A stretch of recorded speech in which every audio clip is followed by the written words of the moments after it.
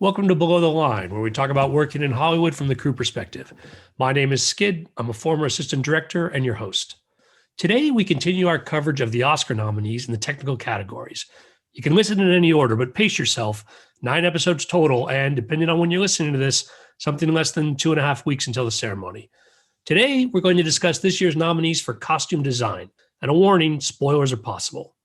My guests today are both returning to the show. First, Allison Choi Braun. Allison, you're a set costumer and a costume designer. Most recently, you were the key costumer for The Upshaws, which will start streaming on Netflix in May. Welcome back. Thank you so much. Also happy to have back Katie Irish. Katie, you've most recently been working as the costume designer on Hit and Run, which is also a Netflix show. They haven't announced a release date, but it should air sometime in 2021. Welcome back. Thanks for having me. Glad you're both here. Let's talk first about screening films during the pandemic. Tell me a little about your movie watching experience over the last year.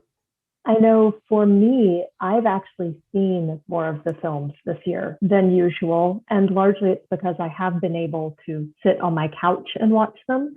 And I have been home to be on my couch to see them. I've noticed that as well, that there has been time to watch things. And there's been a lot more streaming this year. The streaming really stepped up.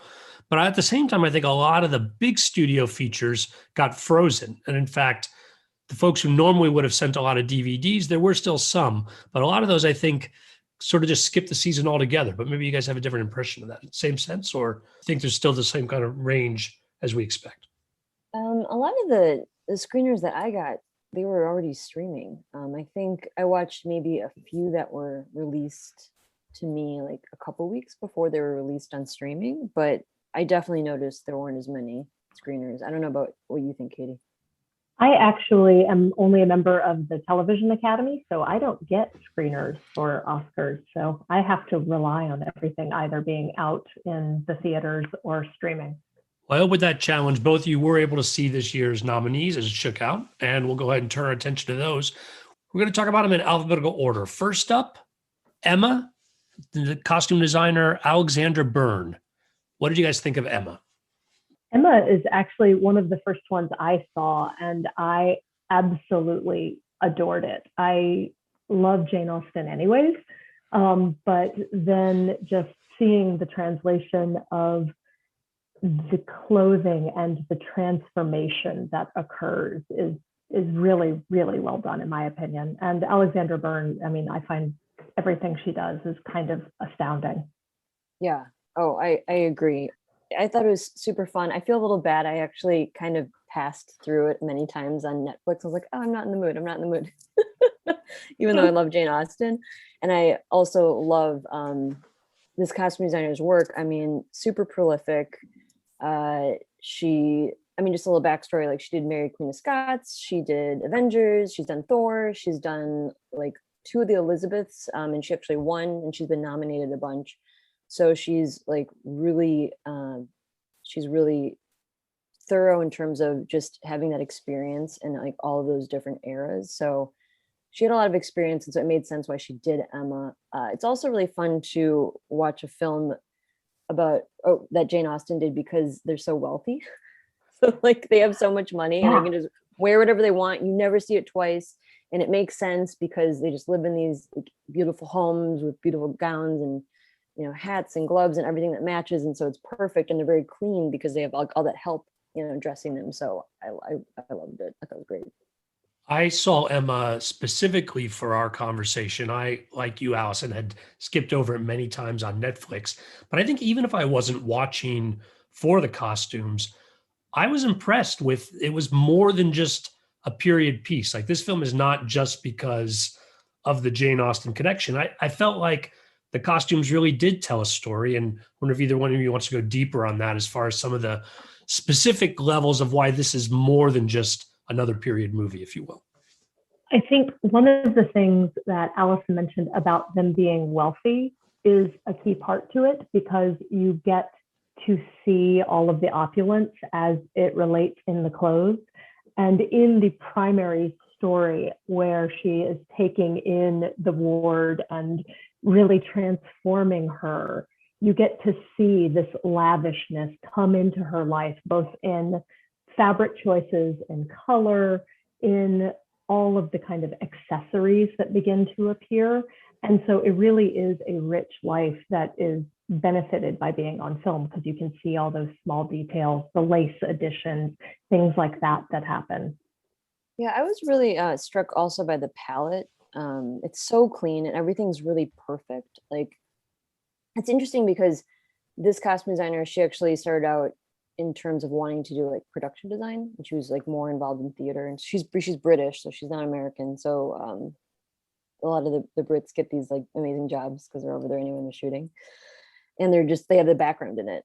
So it was interesting because I thought the production design and the costume design and hair and makeup were married really, really well. And it's a story about love, but also boredom in terms of just classism. You know, she's just this wealthy, bored girl that doesn't have a lot of talents. She has beauty, but she's just bored, and she kind of just like to control these people's lives.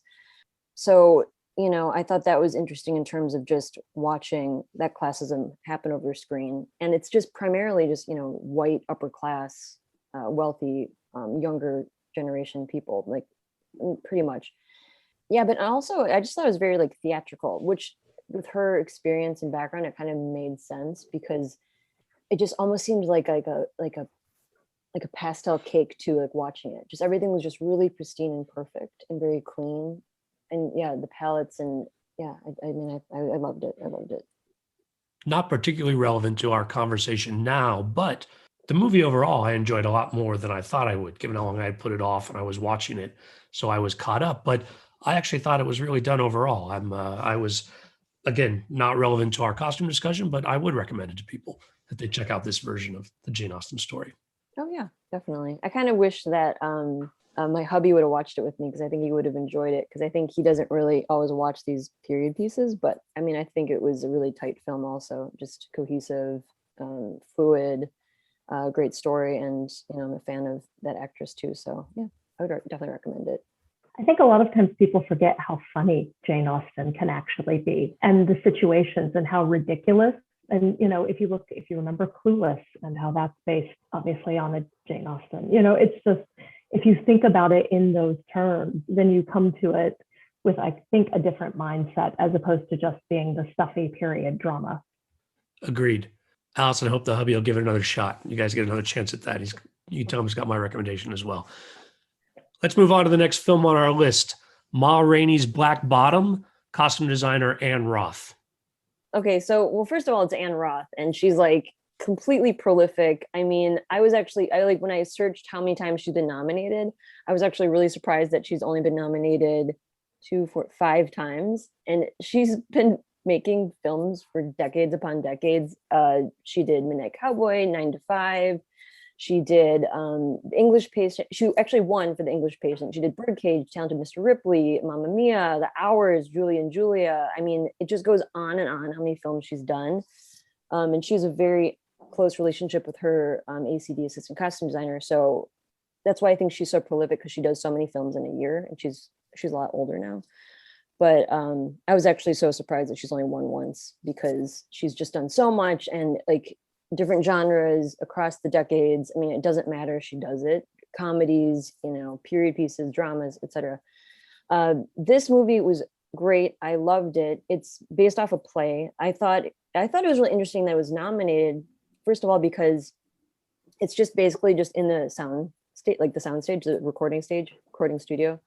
And they pretty much only wear that one outfit. And it's 1927. So you have 3-piece suits, and it's really hot. You know, it's in Chicago and it's the summer. So it's interesting because you do see the progression of taking off the jackets, you know, taking off the vests, maybe rolling up their sleeves, putting it back on once they're in like recording stage and they have to be professional again. You know, she's able to talk through the clothes, explain kind of what's going on in the scenes in terms of like, are they in front of white people? You know, do they have to wear their hat? Are they inside, outside? So, but it's basically just those clothes.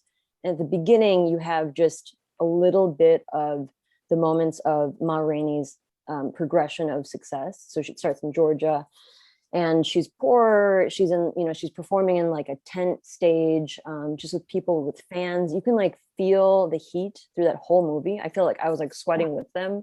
And, pretty much the whole movie is just with a black cast. You few white people here and there in terms of the recordings, like producers, but it's pretty much like a black cast. So I think she did a beautiful job with the cinematographer in terms of just like the lighting of the color of them, and also how it accents their clothes. There's like a beautiful yellow hue, I thought, through the entire movie, and the makeup glistening with all the beaded work on all of her dresses. There's pretty much, I think, only 3 outfits she wears. It's like a burgundy, I think like a sheer silk at the beginning with a lot of like beading and like sequins, and it's always like adorned with her gold jewelry and her makeup that's just like melting off her face. And then she eventually gets more wealthy, and she's like in a deep royal blue velvet dress with still adorned with like beads that just glisten with like the lights on her, and then the same gold necklace, which I appreciated because I love when they continue things throughout. And then eventually when she gets to the recording stage, I thought it was hilarious. She walks in with like mink, and it's so hot out, but she still wants to wear fur, And she's also very masculine because she is she's a queer woman. She's like with another woman as her partner, and she's wearing like a men's cap. She walks in with a men's cap. She's got like a damask like velvet dress, fur. She's sweating, but she like wants to know who she is, and it's Viola Davis. And she didn't gain weight for the part. She wore a fat suit underneath her dress, and she wore it like she gained the weight. I mean, I was so convinced that she had that new bust and she had those new hips, but it was all fake, and it was so convincing, and it was so I loved that movie. I thought it was great. I thought she did an amazing job wearing the costumes. The costumes did not wear her. And Chadwick Boseman, he did a great job. Unfortunately, that was shot right around the time when he was at the end of his life, so he lost a lot of weight. So in terms of just like all those pinstripe suits, I felt my heart broke watching him because I knew how much weight he had lost. When he was Black Panther, he gained all that weight and had all the muscle mass, and it broke my heart watching this because he had lost so much weight, and you could see it. And I know they did their best to tailor the suits to his new body type, but it was very heartbreaking. But yet he still played that really flashy role. He had the whitest pinstripes. I mean, it was great. And he bought those gold shoes right before he like walked in that studio. I mean, big fan. Yeah. I would highly recommend it. I love, as Allison brought up, the clothing used as armor, especially when they were going into places where they knew they might not be welcome.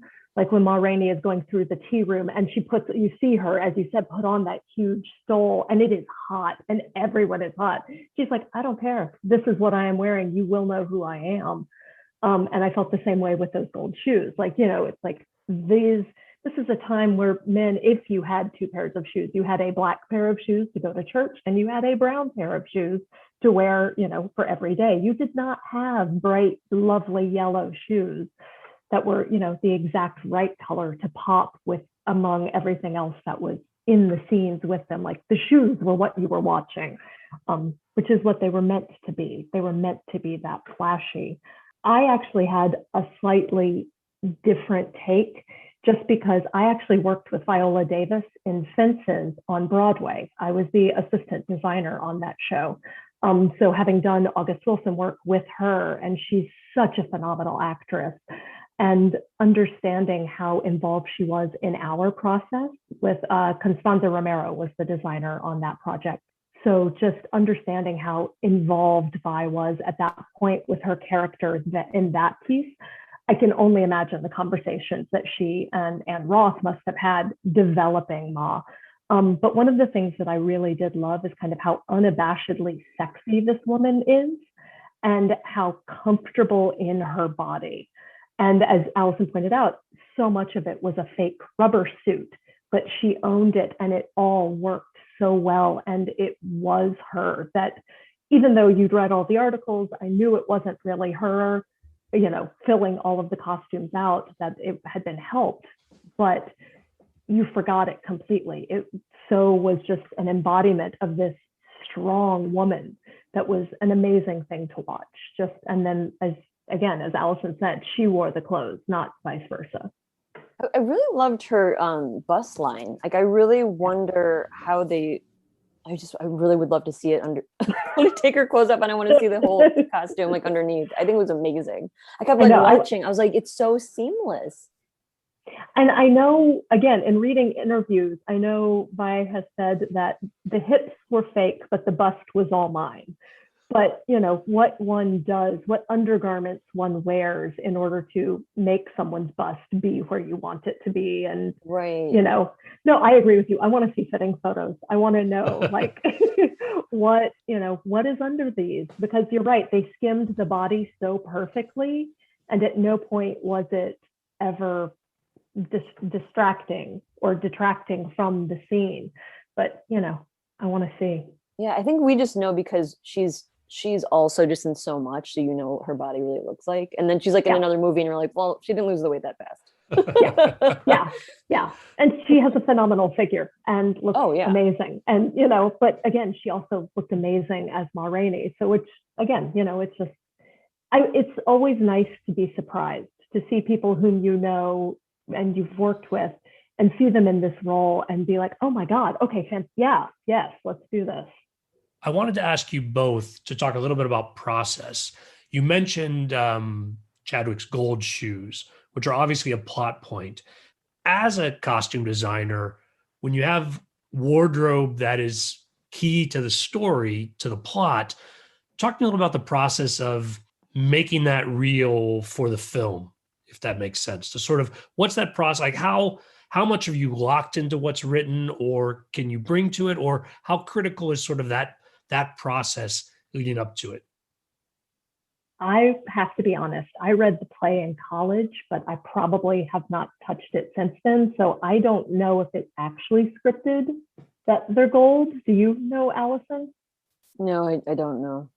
And they might not be. Like, again, when I say prominent in the play, I just think him getting the shoes, though, is clearly, I shouldn't say clearly because I haven't read the play, but presumably that is an important part of the play and wardrobe. Although, again, there could be aspects that I'm unfamiliar.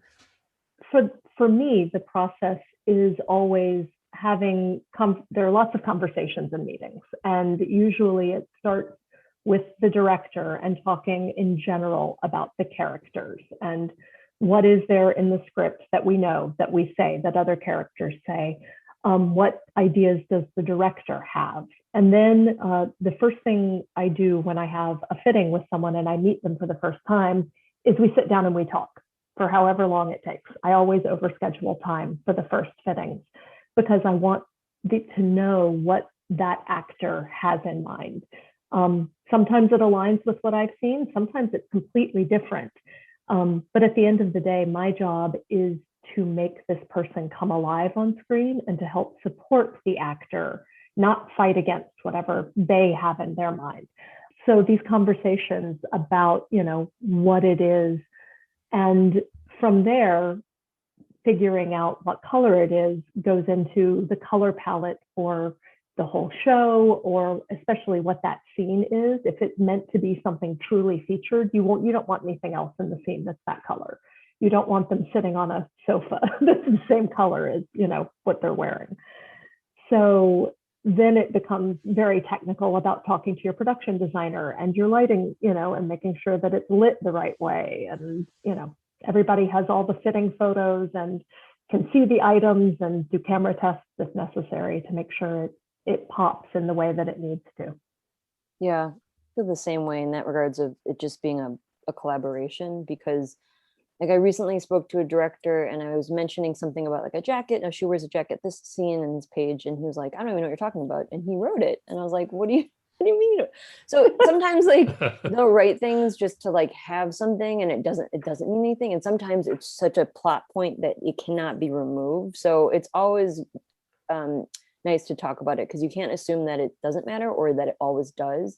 And also because we're always thinking about costumes, we have good ideas too. So they might not think about something that we know will play better on camera, or actually you're shooting this exterior night, you might not want that, you know, and this one might be better, it might pop better in light, etc. So it's always good to like speak up and try to give your 2 cents. And then like Katie was saying, it's really important that the actor feels good in what they're wearing, because you want them to believe their character, and they want to feel good and not like it's second like it can't be second nature. It has to just be like seamless, because the audience will be distracted and they won't be engrossed in the film, and the wall will go up and they won't believe it. So it's important to just have everyone feel like natural in terms of that. So I'm really glad that you do that in terms of before your fittings. Yeah, I always feel like fittings take so long anyway. It's like how do you even like get that extra time? They always do. And the first time I meet someone, they're like, really? You need 3 hours? I was like, I may not, but it depends on how long the person wants to talk. I certainly don't want to cut an actor off if we're talking for the first time about their character and they have a lot to say. I want to give them that time and make sure that I hear what they're saying. And then we can, begin to build from there. Because if they're saying a lot of stuff that I haven't heard or the director hasn't heard, then it's important for us to all hear it so we can get on the same page. Oh, absolutely. But as you were saying, Skid, though, about stuff being written into scripts, and what you were saying, Allison, about, the jacket and even forgetting they've written it, even when something specific is written, like she walks in a black t-shirt and jeans, it's like, okay, well, is it a black t-shirt from Barney's and a pair of designer jeans? Is it a black t-shirt from Old Navy and a pair of Gap jeans? Or is it her boyfriend's black t-shirt that she picked up off the floor and a pair of 501s? These are 3 very different women wearing black t-shirts and jeans. And that's where we come in as costume designers. And usually the response is, oh, I don't know. Yeah, and that's when you have 6 fitting photos of different black t-shirts and jeans. And then it's also like when they finally come in to look at it, they're like, oh, that's what it looks like. And you're like, well, this would have been better if you just didn't only look at a photograph and you would have not missed this meeting, but it's okay. Let's turn our attention to the next film on our list, Mank, costume designer Trish Somerville. I really enjoyed Mank. I've got to be honest. And I have to say, I hate to say it, but I don't want to say I was dreading watching it, but it took me a little bit to gear up to watch Mank. I mean, obviously David Fincher is an amazing filmmaker, but I was just like, okay, I don't know. I have to be honest. I don't like Citizen Kane. So I wasn't sure how much I was actually going to enjoy a story about the writing of Citizen Kane.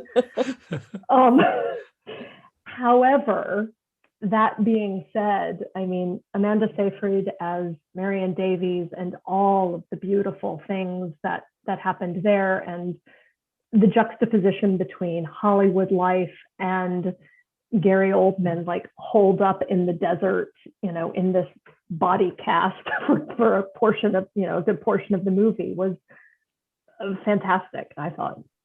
Oh my gosh, I felt the opposite. I love Citizen Kane, and I was like, okay, I saw Mank. That happened.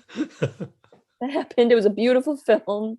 Everyone did a great job. I loved Fincher. I thought all the actors did a great job. They looked great. They were dressed really well. I just thought it was a very boring, long film. And actually, a lot of my friends that saw it thought the same thing. My mom couldn't even finish it.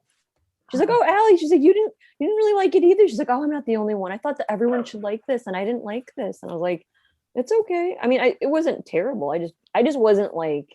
I know. I think is it like supposed to win for Best Picture? Oh, I don't know about that. I not to be a tiebreaker or anything, but yeah, Katie, I'm on with Allison on this one, where I had really, really high hopes. I'm a big Fincher fan, and I thought, let him run wild with what he wants to do and all the Netflix money.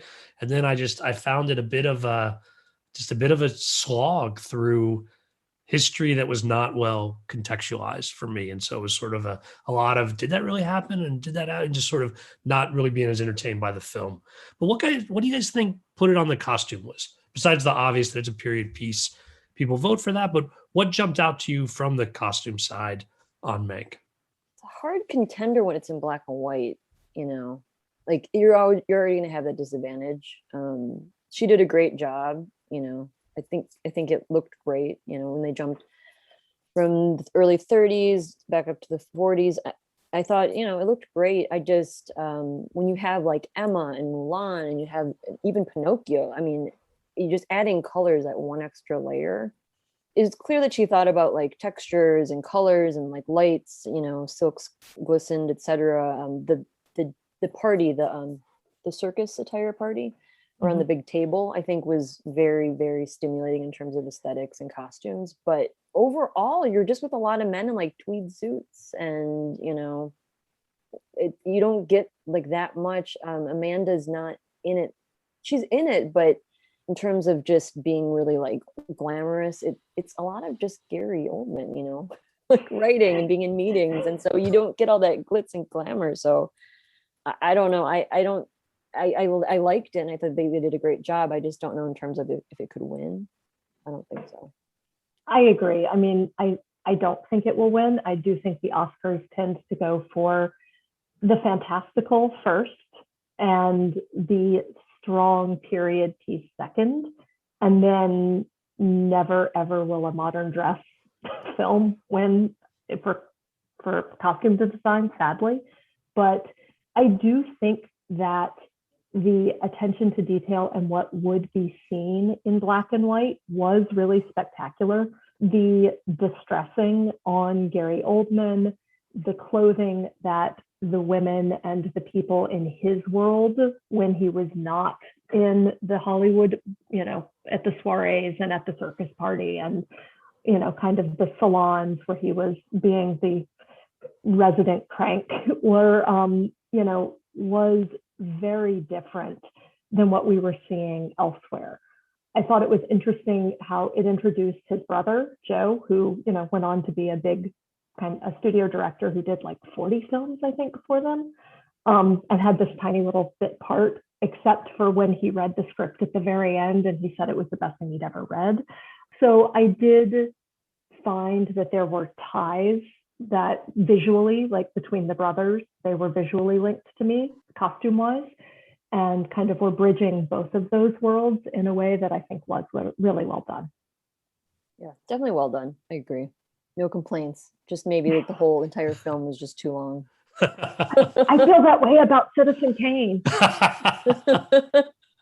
Well, no, Citizen Kane is long, but I think the thing with Citizen Kane is because when the time period it came out, it just was so new and just, impressive, you know what I mean? But now it's like when you look back, you're like, oh, well, this could have been done this way, but the vision, I appreciated the vision back then. I fully admit that I appreciate the relevance and the obvious, effect that it had on cinema and on the cinematic process. And I've seen it once, and that is lovely, and I can appreciate it from afar. Well, it'll be interesting the break on Mank as far as awards go, because obviously they're up for a lot of awards, so it will be featured in many of these conversations we're having about the Oscars. I feel like as the film overall, and I'll just go on record with this episode to say so, that it was awfully self-aware in a way that it doesn't quite transcend for me. It doesn't quite take me somewhere else. Through that detail, it feels very much indulgent in the detail on some level. So that's we'll see, but we'll see how things turn out for it. Talking about the films that get picked up, I think we turn to Mulan, costume designer Bina Daigler. Am I pronouncing her name correctly? I don't know. I don't know. I was like trying to like look up her history. I was like, she's born in Germany. She does a lot of Spanish films. I'm so confused, like where she's based and like what exactly. I mean, I don't know. I don't know if I pronounced her name correctly or not. But Mulan, you talked about the what was the word you used, Katie? The fantastical often being the early choice, and I feel like this movie might fall into that category. Talk to me more about the costuming on this one. I think that anytime you have a well-loved film that has come out previously, you are remaking it, you are up for a challenge. And obviously this, I think, was no exception. I know that when Mulan is getting dressed for the matchmaking scene, they matched that shot for shot for the cartoon, which I thought was really interesting. I thought that the scene, speaking specifically about that sequence, having seen her being so beautiful and free riding horseback prior to that, and then seeing the getting dressed scene where it was all about tying this, tying that, tight knots, wrapping it, doing, all of these constricting things after just having seen her be so free, but in layers and layers of clothing that is stunningly beautiful on an, already beautiful woman was really well done. And again, it's storytelling through clothes. It's showing the physical constrictions that were happening as well as the emotional ones at that point. I can imagine there was a lot of multiples that were in play for everybody, especially with the armor, because armor, when you were fighting on foot versus on horseback, the whole water sequences, like those are all very different things that you will need. So for the sheer size and scope of it, hats off to me. Yeah. The film's like super impressive. And I agree. I feel like the people that vote in terms of the Academy Awards, if it's just that much more impactful, I mean, unfortunately, people had to see this at home and they couldn't see it on a big screen, but I can imagine how impactful that would have been. And just in terms of color, I thought she did a really good job with making a live action Disney movie. I mean, when the first scene, like when they're like in the village and like it's very colorful, very colorful. Like he's wearing a green hat, he's wearing yellow, he's wearing red. It's very. And I was like, oh, this is Disney. She did a good job because it feels like very happy and clean and colorful, like overtly colorful, but in a child, and not in a childish way. And that's the wrong adjective, but just I guess playful, in a really playful way, in a Disney way. And it wasn't in terms of just what dynasty it was based off this or this. I mean, it wasn't exactly accurate because it didn't have to be. And I'm not, if it doesn't have to be, things don't have to be historical necessarily to be successful. And I know she was getting some flack about that because it's like, well, what's this piece of armor matching with this? And like, I'm okay with that. She wasn't claiming to be like, every single piece was accurate. There's some room for interpretation. There's some room to like have that breath as a designer, and that she was trying to do. And she was fully aware of it. And I know that her and the director, they worked very closely together, having that dialogue, like, are you okay with this? And going back and forth. But yeah, aesthetically, I thought it was beautiful. I thought it was great. I wish I would have rewatched it because I watched it so early on. Katie, when did you watch this movie? Did you just recently watch this?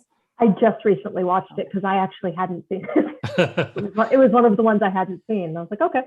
Oh, gotcha. Yeah, I was kind of like, oh, I should rewatch this, but it's like such a beast of a movie. Like I couldn't just like skim through it. I was like, no, I have to like sit down and rewatch it, but I just didn't have time to rewatch it. But I was able to kind of relook at the images of like, oh yeah, the matchmaking and like when she enters and all those things. And how did you like the villain's costume? Were you into that? Or were you into the makeup? Were you into the whole thing? I wasn't sure how I felt about that costume and that look. I have to say that was the one part where, and this is me, I do not know all of the various dynasties and what is accurate or not accurate. And as you say, a lot of times that doesn't matter. But the villain was one moment where I was like, huh. And it somewhat took me out of it.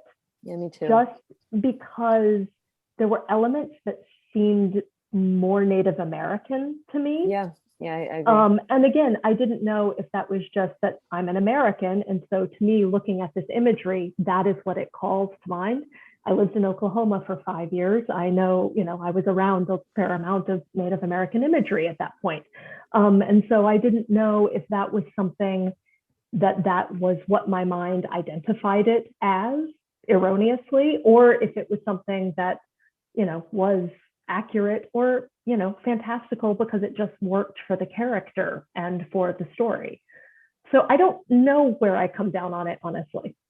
Yeah, I know. I'm pretty much with you with all of that. Like that kind of like did take me out of it. And I know that in terms of a creature, she had a lot of magic. She had a lot of black magic. So she could transform back into a bird. And so you wanted her to look like a bird, but also as a human. So there was like that aspect, but it just wasn't my favorite in terms of all the costumes. And I just thought that was just such a loss for me because she's such an important character for the entire film. And for me not to be a fan of how she looks right off the bat, I was kind of like, I was a little disappointed in that. I don't know if it was the dramatic band of makeup on her eyes, because also I just thought just having Asian eyes, I know how like runny my eyes get. So I feel like there was constant having to like make it look perfect again, but it never really can because you're like out in the middle of China, like shooting this crazy film and like it's super wide. And then I just like, how can they even do touch-ups that fast? It just was like crazy for me. So I was like, why did they do her makeup like that? It was it just was too hard to keep up. I thought it was a very distracting character to me. Like everything else, I was like, I'm good with this, but her character, I was like, I don't know. Well, the other thing, it's interesting you mentioned the band across the eyes. Everything else was so organic about her character, and that was something that was so geometric that may have been something that I bumped against, because everything else was, gnarled, or as you say, bird-like, and then just to have this rectangle across her face, I was like, yeah. And it's funny because we're talking about makeup, and I'm supposed to be talking about makeup, but I just feel like it could have been blended in, and then the white could have been blended down. And because you're right, she's based on a bird. I don't know.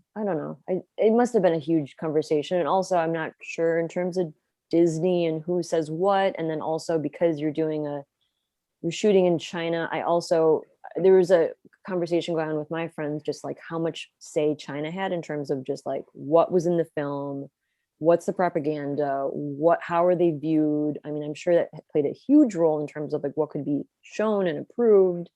So I don't even know. That must have been a monster of a film to like get approved and like like shot.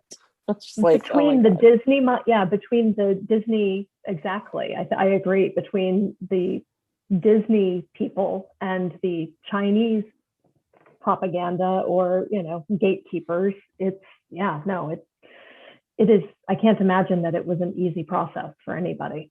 Yeah, but I mean, I feel like that's a good contender though in terms of like the people that vote and what they might be. I mean, it's an impressive film. It's lots of costumes. God, is there a costume count? Has anyone seen one as far as like how many there are? Because I feel like every time, again, it's just beautiful swirling colors going across and all the battles and even all the women when they're walking through, and just all the women are standing there with their amazing hair and like impeccable makeup, and just like the yardage of fabric, just with like all of their sleeves, and like it was huge budget. Yeah. And Katie, I'm struck by what you mentioned earlier, just from the idea that the armor might have one design, but there's got to be a different set of armor for each of the different scenarios you talked about. On top of what the look is, you've got to get it looked right with different materials and different weights and different circumstances for each of those. That just adds to the challenges for this department behind the scenes. And then adding on for a stunt double. I was just going to say that. You have all of it for the hero actor, and then you have all of it for the stunt double as well. I was going to say, and sometimes there could be different stunt doubles, because you could have a stunt double who specializes in horseback riding as opposed to an underwater stunt double, as opposed to a hand-to-hand combat. So like, it's not even that one other person is going to be wearing it. And then that stunt double doesn't show that day. So then you have a new set of measurements that you have to worry about. Oh my gosh. Yeah. Or like, this is the best guy who does horseback riding in battle, and he's 6 inches taller. And you're like, and they're like, but we need to make them look the same size. And you're like, I can't, okay, here we go. I've been watching like older films during the pandemic just to kind of like refresh, and also like, oh, I never saw that, I should watch it. And I was just shocked by the male stunt doubles in older films and like wearing the wigs. I'm like, that is not a woman. That is not a woman. That is not a woman. That's a horrible double. Oh my gosh. Yeah. I mean, that and Day for Night. I was watching a Western the other night, and I was like, this is like being shot at noon. The sun is overhead.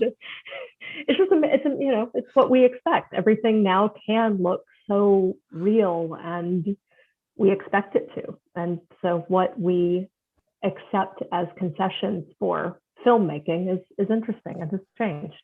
What is funny to me that you guys have had time both to watch current films and go back through the archives.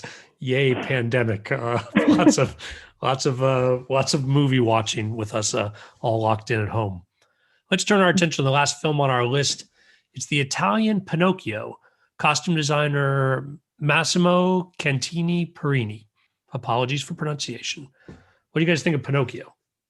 I think it's beautifully done costume-wise.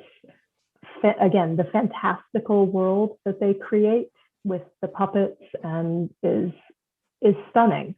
it was really interesting to me to see the effects of time and age on this fairy world. The character of the snail, for instance, who is, kind of the maid and the nanny and kind of the caretaker, is this soft character. And it's almost like all of the color has slightly been drained or leached out of her.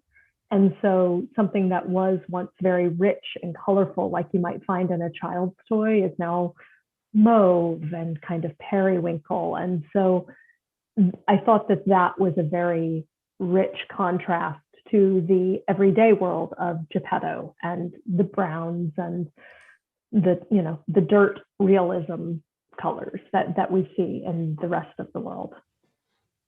Oh, I was so happy that this was nominated, and I was so happy that we all had the chance to watch it. I never heard of it. And it was great because it's also with the same actor that did Life is Beautiful. And he was Geppetto. And I just thought it was so gorgeous. I thought this film was amazing looking. The production design with the hair and makeup again and costume was married just seamlessly. It looked like a moving, gosh, it looked like a stylized photo shoot, but just never stopped. And it was a film.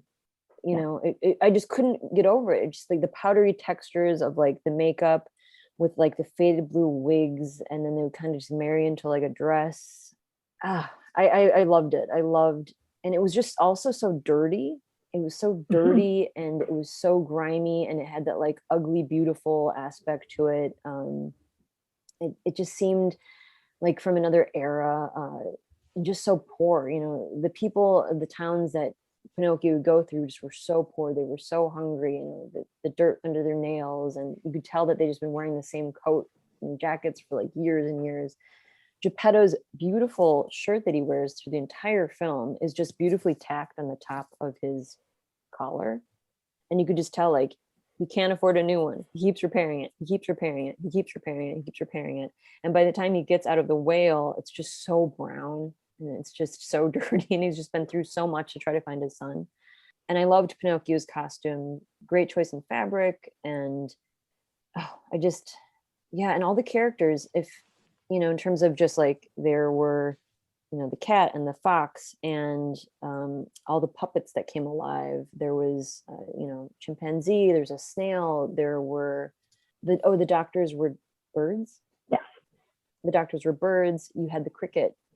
To see that all live action and then to interpret that and then into a costume, it wasn't always very literal, which I loved because it was still like human people with these elements of like, in terms of the fox, he had like orange hair and he had whiskers and he had claws and you could tell that he was a fox, but he still had a human face.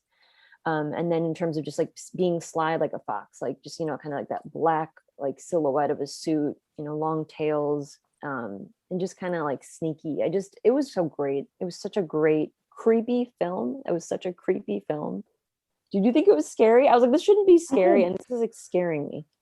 No, I agree. I think it goes back to fairy tales actually being scary as opposed to the Disneyfication that, a lot of us grew up with. Because I remember watching Pinocchio as a kid and being scared by it. But as an adult, you watch the cartoon Pinocchio and, the fair is a little creepy and the whale is definitely scary, but then it's fine. At no point does it feel truly dangerous.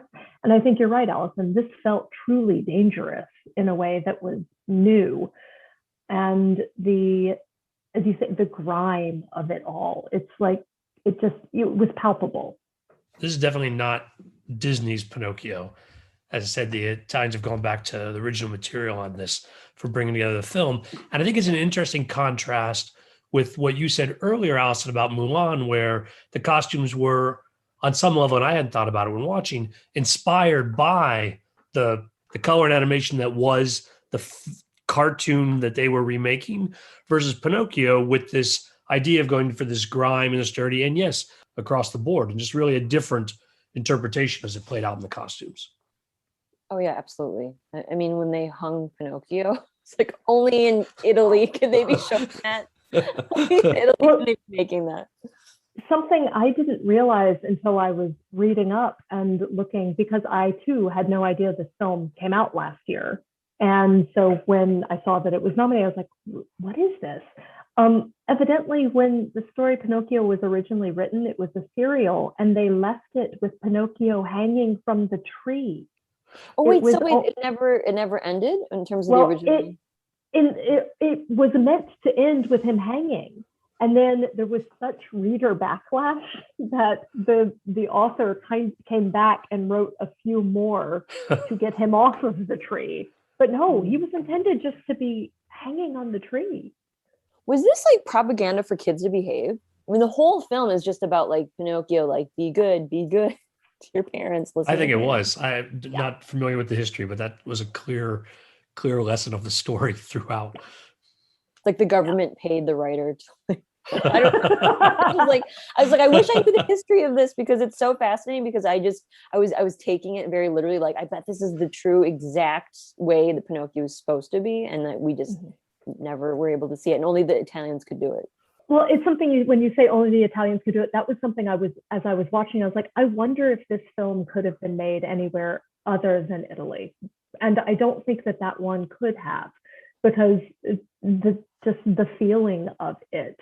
And I know the costume designer has also worked in theater and opera and was a tailor. I believe his grandmother was a seamstress. And so, he began sewing at a very early age, and his costumes were actually put on display in, I think it's the Prato.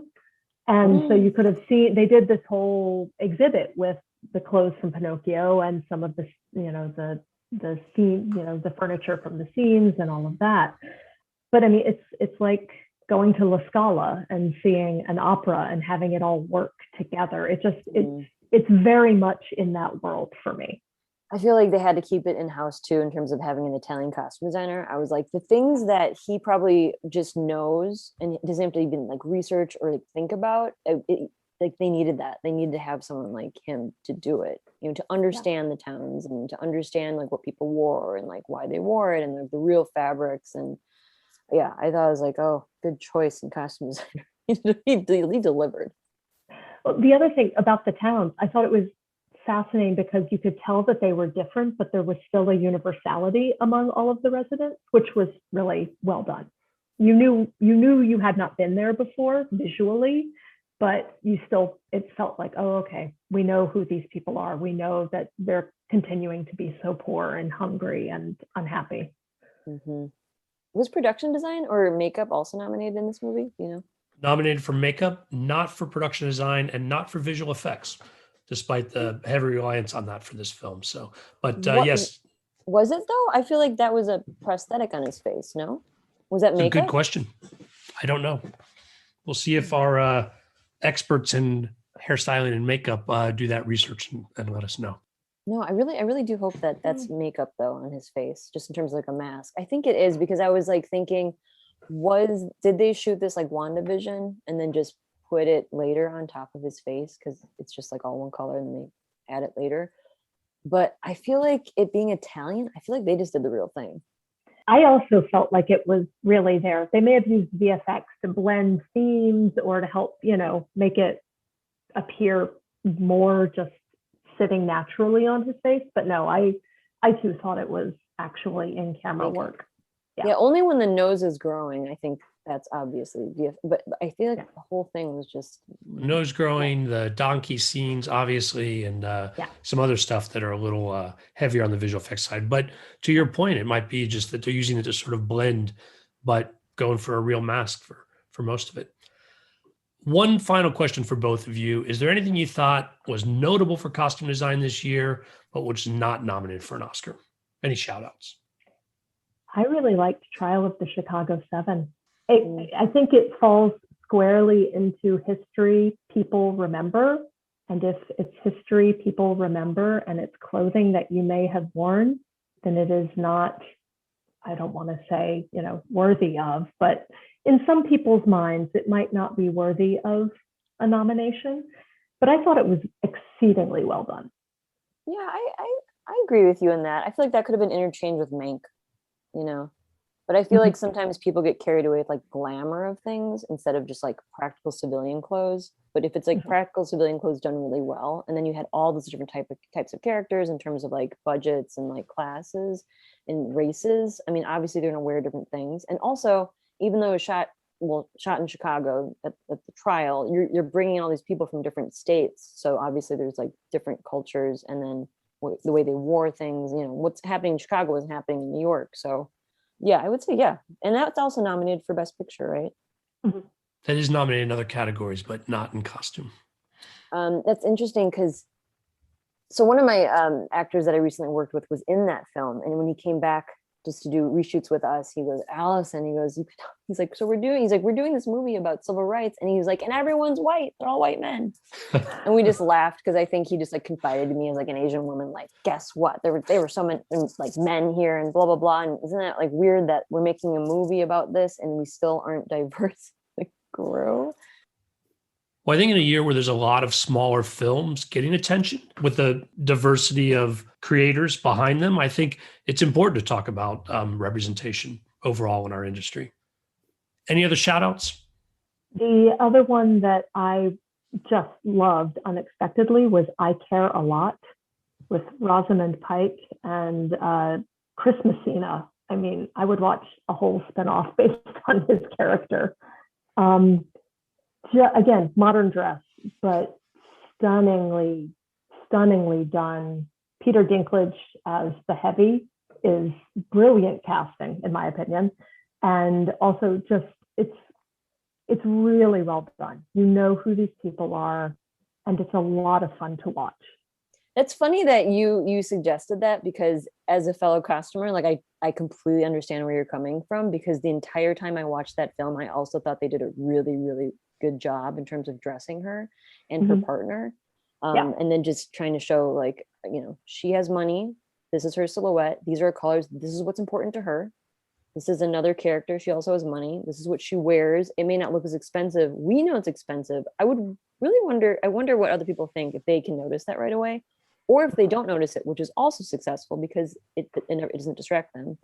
But yes, in terms of just her character and all the dresses and all the courtroom scenes and just the power suits, her other partner is a little bit more masculine and she's a little bit more feminine in terms of just costumes. But yes, I agree. That's a good one. But like, it's never going to be nominated because it's modern. No, it won't. But it would be nominated in the Guild in terms of just all the categories. Yeah. I think this is where I plug in that I think that the Oscars should have a contemporary costume category, and they should have a film period fantastical category and separate them. Ooh. Split them out so that they're not going head to head, and you can recognize some of the hard work that goes into making things current as far as the costume work goes. It's not any easier to do a modern dress show than it is a period show. I know. I feel like people don't understand that, though, that things are still like made to fit certain bodies, and that it's not like bought off the rack necessarily. People just assume other things, though.